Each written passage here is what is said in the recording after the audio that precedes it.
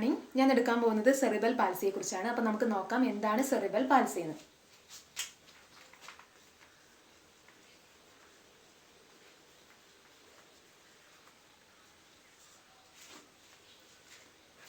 കുട്ടികളിൽ brain development സമയത്ത് ബ്രെയിനിൽ ഏൽക്കുന്ന ക്ഷതത്തിൻ്റെയോ മുറിവിൻ്റെയോ ഭാഗമായി ബ്ലഡ് സപ്ലൈ കുറയുകയും ഇതുമൂലം നെർവ് ഇമ്പൾസസ് കറക്റ്റായിട്ട് മസിൽസിലോട്ട് എത്താതെ വരികയും ഇത് മസിൽസിൻ്റെ ഫങ്ഷനിങ്ങിനെ ബാധിക്കുകയും ചെയ്യുന്ന അവസ്ഥയാണ് സെറിബ്രൽ പാൽസി എന്നതുകൊണ്ട് ഉദ്ദേശിക്കുന്നത്. ഒരു വർഷം ജനിച്ച് വീഴുന്ന 400 കുട്ടികളിൽ 2 കുട്ടികൾ എന്ന വീതം സെറിബ്രൽ പാൽസി ബാധിച്ചതായിട്ട് കണക്കുകൾ സൂചിപ്പിക്കുന്നുണ്ട്. ഈ സെറിബ്രൽ പാൽസി ബാധിച്ച കുഞ്ഞുങ്ങളെ നമുക്ക് നേരത്തെ ഐഡന്റിഫൈ ചെയ്യാനും അവർക്ക് പ്രോപ്പർ ആയിട്ടുള്ള ട്രീറ്റ്മെന്റ് പ്രൊവൈഡ് ചെയ്യാനും നമുക്ക് സാധിക്കും.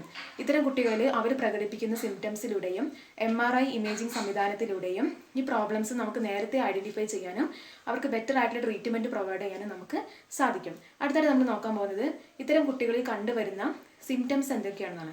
അപ്പോൾ ഈ സെറിബ്രൽ പാൽസി ബാധിച്ച കുട്ടികളുടെ മസിൽസ് എന്ന് പറയുന്നത് ഒരു പുവർ കോർഡിനേഷൻസ് ആയിരിക്കും. അതുപോലെ തന്നെ മസിൽസ് എന്ന് പറയുന്നത് വളരെ സ്റ്റിഫ് ആയിട്ടുള്ള അവസ്ഥയിലോ അല്ലെങ്കിൽ വളരെ വീക്ക് ആയിട്ടുള്ള അവസ്ഥയിലാണ് ഇത്തരം കുട്ടികളിൽ കണ്ടുവരുന്നത്. അടുത്തത് ഒരു ഇമ്പോർട്ടൻ്റ് ആയിട്ടുള്ള ഒരു സിംറ്റംസ് ആണ്.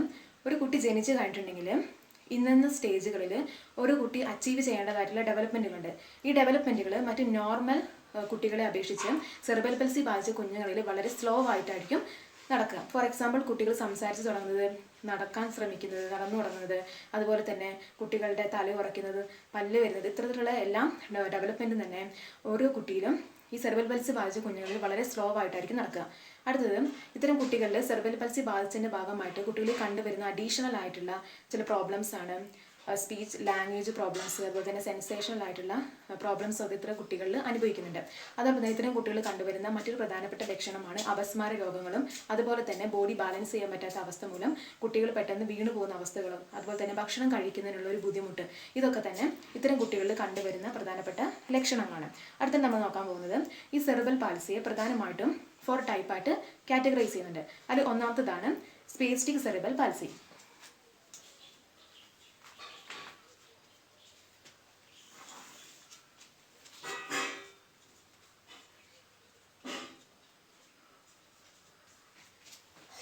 സ്പേസ്റ്റിക് സെറിബ്രൽ പാൽസി ബാധിച്ച കുട്ടികളിൽ കണ്ടുവരുന്നത് അവരുടെ മസിൽസ് എന്ന് പറയുന്നത് വളരെ സ്റ്റിഫ് ആയിട്ടുള്ള അവസ്ഥയായിരിക്കും. അതുകൊണ്ട് തന്നെ ഈ കുട്ടികൾക്ക് ഒരു കാര്യം സ്വന്തമായിട്ട് ചെയ്യാനായിട്ട് സാധിക്കില്ല. എപ്പോഴും മറ്റൊരു വ്യക്തിയുടെ സഹായം ഇത്തരം കുട്ടികൾക്ക് ആവശ്യമാണ്. അതുപോലെ തന്നെ സ്ട്രക്ചറിൻ്റെയും വീൽ ചെയറിൻ്റെയും സഹായത്തോടു കൂടിയാണ് ഇവരെല്ലാ കാര്യവും ചെയ്യുന്നത്. ഈ സ്പേസ്റ്റിക് സെറിബ്രൽ പാൽസി നമ്മുടെ ശരീരത്തെ ബാധിക്കുന്നതിനനുസരിച്ച് വീണ്ടും അതിനെ 3 ടൈപ്സ് ആയിട്ട് ക്ലാസിഫൈ ചെയ്യുന്നുണ്ട്. അത് ഒന്നാമത്താണ് ഹേമിപ്ലീജിയ.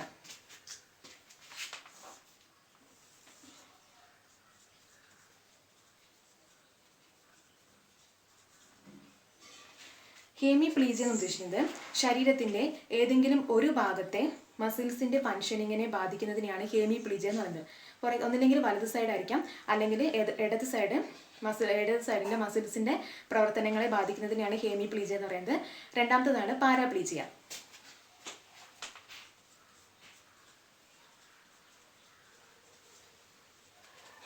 പാരാപ്ലീജിയ എന്ന് ഉദ്ദേശിക്കുന്നത് 2 കാലുകളുടെ മസിൽസിനെ ബാധിക്കുന്നതിനെയാണ്, മസിൽസിൻ്റെ ഫങ്ഷനിങ്ങിനെ ബാധിക്കുന്ന അവസ്ഥയാണ് പാരാപ്ലീജിയ എന്ന് ഉദ്ദേശിക്കുന്നത്. മൂന്നാമത്തതാണ് ടെട്രാപ്ലീജിയ.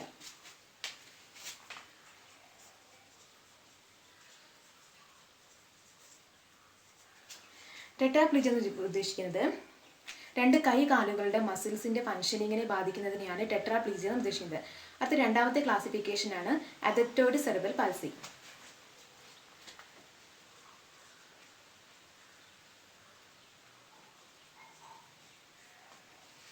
അഥെറ്റോയ്ഡ് സെറിബ്രൽ പാൽസി ബാധിച്ച കുഞ്ഞുങ്ങളിൽ കണ്ടുവരുന്നത് അവരുടെ മസിൽസ് എന്ന് പറയുന്നത് വളരെ വീക്ക് ആയിരിക്കും. അതോടൊപ്പം തന്നെ കൈ കാലുകളുടെ മസിൽസ് എന്ന് പറയുന്നത് വളരെ കുഴഞ്ഞിരിക്കുന്ന അവസ്ഥയായിരിക്കും, അതായത് വളരെ വളഞ്ഞിരിക്കുന്ന അവസ്ഥ. അതുപോലെ തന്നെ മസിൽസിന് ഒരു ബലം ഉണ്ടായിരിക്കില്ല. ഇത് എപ്പോഴും ചലിച്ചുകൊണ്ടിരിക്കുന്ന അവസ്ഥയായിരിക്കും. അതായത് ആ കുട്ടികളുടെ താല്പര്യത്തിന് വിരുദ്ധമായിട്ടുള്ള രീതിയിലുള്ള ചലനമായിരിക്കും. അത് ഔട്ട് ഓഫ് കൺട്രോൾ ആയിരിക്കും. അവർക്ക് ആ ചലനത്തെ നിയന്ത്രിക്കാൻ, മൂവ്മെന്റിനെ അവർക്ക് നിയന്ത്രിക്കാനായിട്ട് സാധിക്കില്ല. എപ്പോഴും കൈകാലുകളുടെ മസിൽസ് എന്ന് പറയുന്നത് ചലിച്ചുകൊണ്ടിരിക്കുന്ന അവസ്ഥയാണ് അഥെറ്റോയ്ഡ് സെറിബ്രൽ പാൽസി എന്നിട്ട് ഉദ്ദേശിക്കുന്നത്. മൂന്നാമത്തതാണ് ataxic cerebral palsy.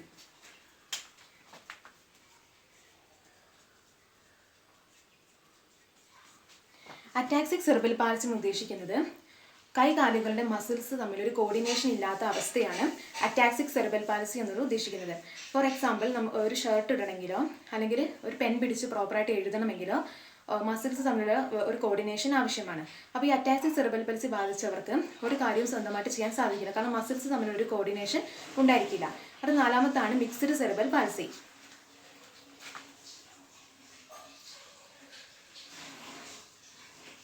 Mixed cerebral palsy ഉദ്ദേശിക്കുന്നത് രണ്ടോ അതിലധികമോ മസിൽസ് പ്രോബ്ലംസും അതോടൊപ്പം തന്നെ മെന്റൽ റിട്ടാർഡേഷനും കൂടെ കൂടി ചേരുന്നതിനാണ് മിക്സ്ഡ് സെറിബ്രൽ പാൽസി എന്നതുകൊണ്ട് ഉദ്ദേശിക്കുന്നത്. അടുത്തായിട്ട് നമ്മൾ നോക്കാൻ പോകുന്നത് സെറിബ്രൽ പാൽസിക്ക് പ്രൊവൈഡ് ചെയ്യുന്ന ട്രീറ്റ്മെൻറ്റ് എന്തൊക്കെയാണെന്നാണ്. അതായത് ഈ സെറിബ്രൽ പാൽസി കുട്ടികളെ പ്രധാനമായിട്ടും ബാധിക്കുന്നത് ഒരു 3 ഫേസ് ആയിട്ടാണ്. അതായത് വളരെ മൈൽഡ് ആയിട്ടുള്ള ലെവലും മോഡറേറ്റ് ആയിട്ടുള്ള സ്റ്റേജിലും ആൻഡ് സിവിയർ ആയിട്ടുള്ള കേസസിലും സെറിബ്രൽ പാൽസി കുട്ടികളെ ബാധിക്കാറുണ്ട്. വളരെ ചെറിയ തോതിലാണ് സെറിബ്രൽ പാൽസി കുഞ്ഞുങ്ങളെ ബാധിക്കുന്നതെങ്കിൽ അവർക്ക് പ്രൊവൈഡ് ചെയ്യുന്നത് ഒരു ഫിസിയോതെറാപ്പിസ്റ്റിൻ്റെ കീഴിൽ 5, 6 മാസമോ വർഷമോ നീണ്ടു നിൽക്കുന്ന ഫിസിയോതെറാപ്പികളും മറ്റ് ബോഡി എക്സസൈസിങ് ആക്ടിവിറ്റീസുകളൊക്കെയാണ്. രണ്ടാമത്തെ ഘട്ടത്തിൽ കുട്ടികൾ കുറച്ചും കൂടി സിവിയർ ആയിട്ടുള്ള സ്റ്റേജ് ആണെങ്കിൽ കുട്ടികൾക്ക് പ്രൊവൈഡ് ചെയ്യുന്നത് 2 തരത്തിലുള്ള വാക്സിൻസ് ആണ്. ഒന്ന് ഇൻഫ്ലുവൻസ വാക്സിൻസും രണ്ടാമത്തത് ന്യൂമോകോക്കൽ വാക്സിൻസും. ഇത് കുട്ടികളുടെ ഇമ്മ്യൂണിറ്റി പവർ മെച്ചപ്പെടുത്താനും അതുപോലെ തന്നെ അവർക്കുണ്ടാകുന്ന മറ്റ് അണുബാധകളിൽ നമുക്ക് അവരെ പ്രൊട്ടക്ട് ചെയ്യാൻ വേണ്ടിയിട്ടാണ് ഈ വാക്സിനേഷൻ അവർക്ക് നൽകുന്നത്.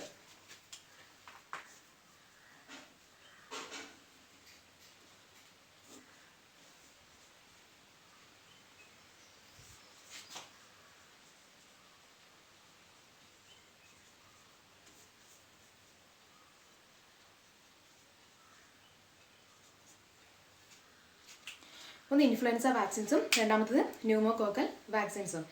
അടുത്തത് മൂന്നാമത്തത് കുറച്ചും കൂടി സിവിയർ ആയിട്ടുള്ള സ്റ്റേജ് ആണെങ്കിൽ കുട്ടികൾക്ക് വേണ്ടി അവർക്ക് ട്രീറ്റ്മെൻ്റ് ആയിട്ട് പ്രൊവൈഡ് ചെയ്യുന്നത് ഓപ്പറേഷൻസും മറ്റ് സർജറികളുമാണ്. അടുത്തായിട്ട് നമ്മൾ നോക്കാൻ പോകുന്നത് ഈ സെറിബ്രൽ പൽസി ബാധിക്കാനുള്ള പ്രധാനപ്പെട്ട കാരണങ്ങൾ എന്തൊക്കെയാണെന്നാണ്. ഒന്നാമതായിട്ട് ഡ്യൂറിങ് ദ പ്രഗ്നൻസി പീരീഡിൽ അമ്മയ്ക്ക് എന്തെങ്കിലും ശാരീരികമായിട്ടുള്ള വൈകാരികൾ ഉണ്ടാവുകയോ അതിന് അമ്മ ട്രീറ്റ്മെൻറ്റ് എടുക്കുകയോ മെഡിസിൻ കഴിക്കുകയോ ചെയ്യുന്നുണ്ടെങ്കിൽ ഇത് കുഞ്ഞിനെ ബാധിക്കാനുള്ള ഒരു കാരണമാണ്. രണ്ടാമതായിട്ട് കാണുന്നത് മാസം തികയാതെയുള്ള കുഞ്ഞുങ്ങളുടെ ജനനം മൂലവും അതോടൊപ്പം തന്നെ കുട്ടികളിൽ ഏൽക്കുന്ന ഗർഭാവസ്ഥയിൽ ഇരിക്കുന്ന ശിശുവിനെ ഏൽക്കുന്ന അണുബാധ മൂലവും അതുപോലെ തന്നെ 3 വയസ്സിന് താഴെയുള്ള കുട്ടികളിൽ അനുഭവപ്പെടുന്ന അണുബാധ മൂലവും അവർക്ക് ഏൽക്കുന്ന അണുബാധ മൂലവും ഈ രോഗം വരാനുള്ള സാധ്യതയുണ്ട്. അതോടൊപ്പം തന്നെ അമ്മയുടെയും കുഞ്ഞിൻ്റെയും രക്തഗ്രൂപ്പുകൾ തമ്മിലുള്ള ഒരു ചേർച്ച വരാത്ത സാഹചര്യങ്ങളിലും അതുപോലെ തന്നെ ഇംമെച്യൂർ ആയിട്ടുള്ള ബ്രെയിനിന് വേണ്ടത്ര വളർച്ചയില്ലാതിരിക്കുക, ബ്രെയിനിൽ വേണ്ടത്ര ഓക്സിജൻ എത്താത്ത അവസ്ഥകളിലൊക്കെ തന്നെ ഈ സെറിബ്രൽ പൽസി ബാധിക്കാനായിട്ടുള്ള കാരണമുണ്ട്. അടുത്തതാണ് കണക്കാക്കപ്പെടുന്നത് ജനിതകപരമായിട്ടുള്ള കാരണങ്ങൾ കൊണ്ടും സെറിബ്രൽ പാൽസി കുഞ്ഞുങ്ങളെ ബാധിക്കാമെന്നാണ് കണക്കുകൾ സൂചിപ്പിക്കുന്നത്. അടുത്തായിട്ട് നമ്മൾ നോക്കാൻ പോകുന്നത് നമ്മൾ ഭാവിയിൽ അധ്യാപകരാൻ പോകുന്നവരാണ്. അപ്പോൾ നമ്മുടെ ക്ലാസ്സിൽ ഇത്തരത്തിൽ സെറിബ്രൽ പൽസി ബാധിച്ച കുഞ്ഞുങ്ങളുണ്ടെങ്കിൽ നമ്മൾ എങ്ങനെ അത്തരം കുട്ടികളെ ഐഡൻറ്റിഫൈ ചെയ്യുമെന്നാണ്. ഒന്നാമതായിട്ട് ഈ സെറിബ്രൽ പൽസി ബാധിച്ച കുഞ്ഞുങ്ങളിൽ അഡീഷണൽ ആയിട്ട് കണ്ടുവരുന്ന ഒരു പ്രോബ്ലംസ് ആണ് സ്പീച്ച് ആൻഡ് ലാംഗ്വേജ് പ്രോബ്ലംസ്. കുട്ടികൾക്ക് ഏതെങ്കിലും ഒരു വാക്ക് പറയാൻ അല്ലെങ്കിൽ ഒരു സെൻറ്റൻസ് കംപ്ലീറ്റ് ആയിട്ട് പറയാൻ ഇത്തരം കുട്ടികൾക്ക് സാധിക്കാറില്ല. അപ്പോൾ ഈ കുട്ടികൾ ക്ലാസ്സിൽ പൊതുവെ ആക്റ്റീവ് ആയിരിക്കില്ല, ഒതുങ്ങി കൂടുന്ന ടൈപ്പ് ആയിരിക്കും. അതുകൊണ്ട് നമുക്ക് ഇത്തരം കുട്ടികളെ പെട്ടെന്ന് ഐഡൻറ്റിഫൈ ചെയ്യാനും ഡേ ടു ഡേ ഇൻട്രാക്ഷൻസിലൂടെയും ബെറ്റർ ടീച്ചിങ് സ്ട്രാറ്റജീസ് ഉപയോഗിച്ചുകൊണ്ടും നമുക്ക് കുട്ടികളുടെ ഈ പ്രോബ്ലംസ് ഓവർകം ചെയ്യാൻ വേണ്ടിയിട്ട് നമുക്ക് അവരെ ഹെൽപ്പ് ചെയ്യാൻ സാധിക്കും.